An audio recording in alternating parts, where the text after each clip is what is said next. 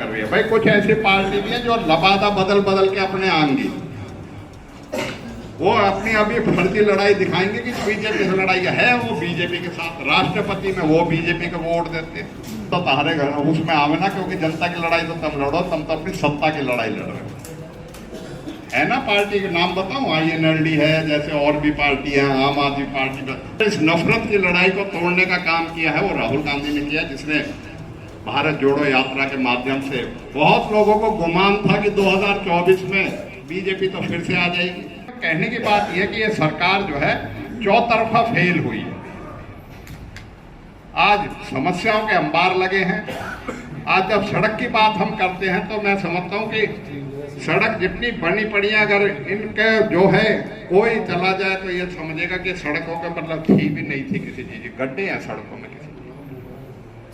तो साथियों, ये एक बहुत बड़ी एक हमें आपको दायित्व है, और वो इसलिए है कि कांग्रेस ही एक ऐसी पार्टी है जो इसका मुकाबला कर रही है। भाई कुछ ऐसी पार्टी भी है जो लबादा बदल बदल के अपने आएंगी, वो अपनी अभी फर्जी लड़ाई दिखाएंगे कि बीजेपी से लड़ाई है, वो बीजेपी के साथ राष्ट्रपति में वो बीजेपी को वोट देते।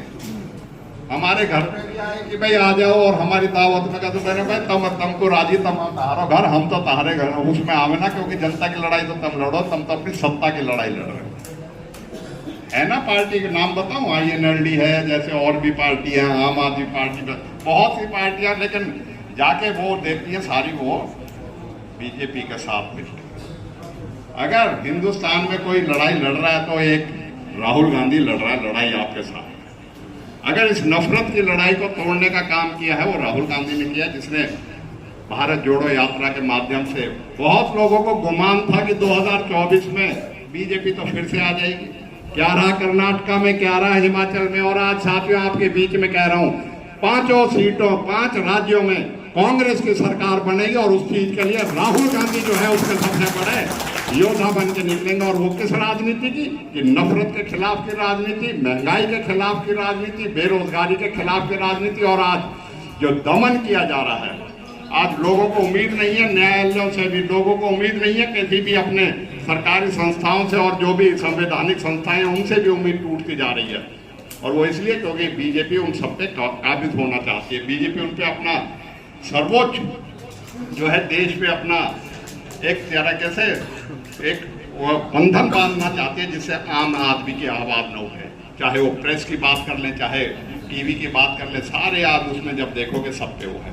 तो साथियों, जिन लोगों ने ये समझा था कि हम सदा मदा बैठे रहेंगे, आज क्यों राहुल गांधी की कभी सदस्यता निरस्त करते हैं, कभी झूठे मुकदमों में 54 घंटे उनसे पूछताछ करते हैं, क्यों अशोक गहलोत के यहाँ हर रोज छापे पड़ते हैं, क्यों बघेल के यहाँ छत्तीसगढ़ में छापे पड़ते हैं, क्यों कमलनाथ के यहाँ छापे पड़ते हैं। आप समझ सकते हो कि ये ED CBI की और इनकम टैक्स की सरकार के माध्यम से, ये जैसे महाराष्ट्र में इन्होंने सरकार बदली है, समझते हैं पूरे हिंदुस्तान का आदमी जो है दबाव की राजनीति में और उसमें आएगा। लेकिन मैं समझता हूँ हिंदुस्तान की जनता ने बहुत ऐसे समय देखे हैं, इन्होंने जब अंग्रेज भगा दिए, तो ये तो हमारे जो है बीजेपी जैसी पार्टी है, इसको हराने में तो आप देख रहे हो शुरुआत हो चुकी है, और उस शुरुआत में आपके योगदान के लिए आज ये मीटिंग बुलाई गई है। साथियों, लोकसभा में कोशिश तो हम ये भी करेंगे कि हमें अगर पार्टी देती है तो वो भी करेंगे कि नुमाइंदगी हो, लेकिन नहीं देती कोई भी लोकसभा का जो नुमाइंदा कांग्रेस में आता है, उसके लिए हमें अभी से मेहनत करनी है। और क्योंकि साथियों, इसकी जो है जब हम केंद्र में इसका सफाया करेंगे इस पार्टी का, जब ही जाके हरियाणा में भी हम कह सकते हैं। पहले तो हरियाणा में हालात ऐसे हैं कि केंद्र लोकसभा के साथ ही हो जाए, नहीं तो केंद्र में ये सरकार गई, उसके 2 महीने के बाद ही हरियाणा में चुनाव होंगे, और उसमें आप लोगों की बहुत बड़ी एक जीत होनी चाहिए। इस वजह से तैयारी उसके लिए कर लो।